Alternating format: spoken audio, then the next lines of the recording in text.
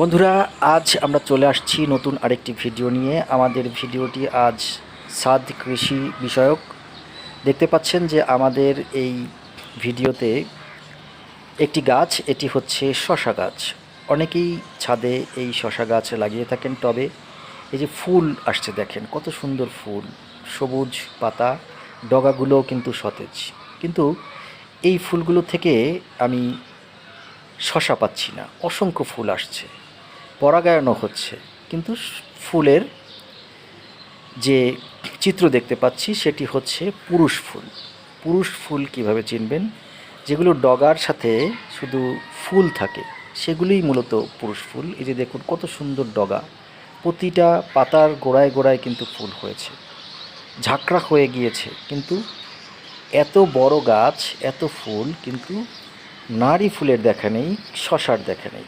অনেক দিন ধরেই কিন্তু এই সমস্যা দেখতে পাচ্ছি। এখন এই সমস্যার সমাধান কী? আমরা কৃষিবিদদের সাথে কথা বলে দেখেছি যে গাছে অনেক ফুল আসবে। প্রাথমিক পর্যায়ে যখন আপনি গাছ লাগাবেন তখন ফুল আসবে।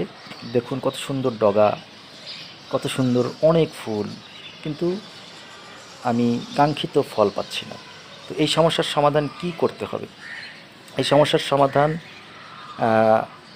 আপনার হাতের নাগালেই আছে প্রাথমিক পর্যায়ে। সেটি হচ্ছে যে এই যে গাছের ডগাগুলো দেখতে পাচ্ছেন, এই ডগাগুলোর আমি মাথা থেকে কেটে দিব, ছিঁড়ে দিব, এবং প্রাথমিক পর্যায়ে ডগাগুলো কেটে দেওয়ার পরে তা থেকে যেই নতুন ডগা বের হবে সেখানে আশা রাখি নারী ফুল হবে, এবং সেটি 50%। দ্বিতীয় পর্যায়ে যখন আমি আবার ডগা কাটবো তখন 95% ফুলই আসবে নারী ফুল। তো দেখুন কিভাবে আমরা এই প্রসেসিংটা করি।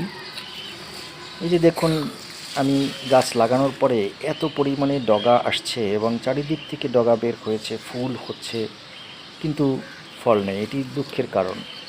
অনেকেই হতাশ হয়ে যান যে কি গাছ কিনলাম, কি রোপণ করলাম, শুধু পুরুষ ফুল। হ্যাঁ বন্ধুরা, এই যে ডগা দেখতে পাচ্ছেন, এই ডগার একেবারে মাথায় আপনি দু একটি পাতা সহ ডগাটি সুন্দর করে কেটে দিবেন, এবং এই কাটিং পদ্ধতির মাধ্যমে আপনি কাঙ্ক্ষিত ফল পাবেন আশা রাখি। এভাবে আমি দেখুন যে আমার অনেকগুলো ডগা বের হয়েছে। এই ডগাগুলো আমি ধীরে ধীরে সবগুলো কেটে ফেলছি। এভাবে টান দিয়ে ছিঁড়ে ফেলতে পারেন, কেচি দিয়ে কেটে ফেলতে পারেন, এবং এই ডগাগুলোর মাথায় যে কেটে ফেললাম সেখান থেকে রস বের হবে, এবং অনেক সময় ছত্রাকের আক্রমণ হতে পারে। এই ডগাগুলো কাটার পরে সেখানে আপনাকে ছত্রাকনাশক দিয়ে দিতে হবে, তাহলে গাছ ছত্রাকের আক্রমণ থেকে দূরে থাকবে। এখন বাজারে আপনি সেই ধরনের অনেক ছত্রাকনাশক ওষুধ পাবেন, সেগুলো লাগিয়ে দিবেন। যদি না থাকে তখন কি করবেন? তখন বাসায় যে গুঁড়ো হলুদ আছে, সেই গুঁড়ো হলুদ সামান্য পরিমাণ নিয়ে প্রতি ডগায় আপনি লাগিয়ে দিবেন।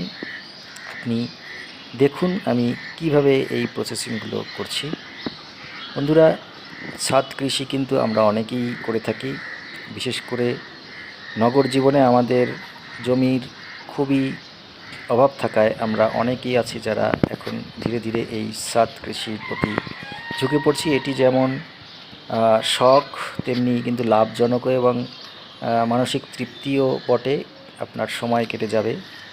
তো যখনই একটু জায়গা থাকবে, ব্যালকনি হোক, ছাদ হোক, পতিত জায়গা হোক, ফেলে রাখবেন না, গাছ লাগাবেন। গাছ লাগালে আপনার প্রকৃতি ভালো থাকে, বাড়তি একটি আয় অর্থাৎ লাভও সম্ভব হয়। দেখুন কতগুলো ডগা আমি কেটে ফেললাম। অনেকের হয়তো খারাপ লাগতে পারে, কিন্তু বিষয়টি হচ্ছে যে এটি একটি অন্যতম পদ্ধতি। শশা গাছ রোপণের পরে প্রাথমিক পর্যায়ে এই সমস্যাগুলো অনেকেরই হয়ে থাকে। তো সুতরাং আপনি কোনো প্রকার ভয় না পেয়ে, ঘাবড়ে না গিয়ে এই কাজটি করবেন। আমরা আজকে আপনাদেরকে এই প্রাথমিক স্টেজটি দেখালাম। এরপরে যখন এখান থেকে ডগা বের হবে এবং নারী ফুল আসবে, তখন আপনাদেরকে আরেকটি ভিডিও করে দেখাবো। তখন আশা রাখি যে ফল পাওয়া যাবে। আর অবশ্যই আপনার গাছ পরিচর্যায় সব সময় গাছে নিয়মিত পানি দিতে হবে, রোদ যেন ঠিকমতো পড়ে। সারের অভাব যদি হয়, আপনি কম্পোস্ট সার ব্যবহার করতে পারেন। এছাড়া মাটির চাহিদা অনুযায়ী সার ব্যবহার করবেন। বাজারে সব ধরনের সারই কিনতে পাওয়া যায় এবং দাম হাতের নাগালের মধ্যেই থাকে। আর যে কোনো কীটনাশক থেকে গাছকে বাঁচানোর জন্য অনেক কীটনাশকও কিন্তু বাজারে পাবেন, সেগুলো ব্যবহার করতে পারেন। যাই হোক, আমরা আজ এই ভিডিওর মাধ্যমে আশা রাখি শসা গাছে কিভাবে প্রচুর পরিমাণে শসা ফলানো সম্ভব এবং পুরুষ ফুলের পাশাপাশি অধিক পরিমাণে নারী ফুল কিভাবে আনা যায় সেই পদ্ধতিটি জানলাম।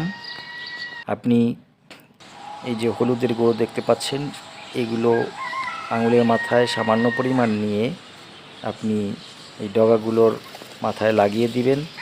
তাহলে ছত্রাকের আক্রমণ হবে না। অনেক সময় এই কাজটি করার পরে এই ভুলটি অনেকেই করেন, আর তাতে গাছে রোগাক্রান্ত হয়ে যায়। তখন যেই ফলের আশায় আমি কাজটি করলাম সেটি থেকে আরও খারাপের দিকে চলে যায়। তাই ভুল করবেন না, দেখে দেখে এভাবে দিয়ে দিবেন। আর নিয়মিত গাছের পরিচর্যা করতে হবে, কারণ গাছ যদি খাদ্য না পায় তাহলে আপনাকে সঠিক ফলটি দিতে পারবে না। বন্ধুরা, আশা রাখি আমাদের এই ভিডিও থেকে আপনি উপকৃত হবেন। আর যদি ভিডিও ভালো লেগে থাকে তাহলে ছড়িয়ে দিন। অনেক প্রশ্ন থাকলে সে প্রশ্নগুলো করুন। আর আমরা নিয়মিত আপনাদের সামনে হাজির হব নিত্য নতুন ভিডিও নিয়ে। যাই হোক, আজ রাখছি, আসছি আবার নতুন কোনো ভিডিও নিয়ে।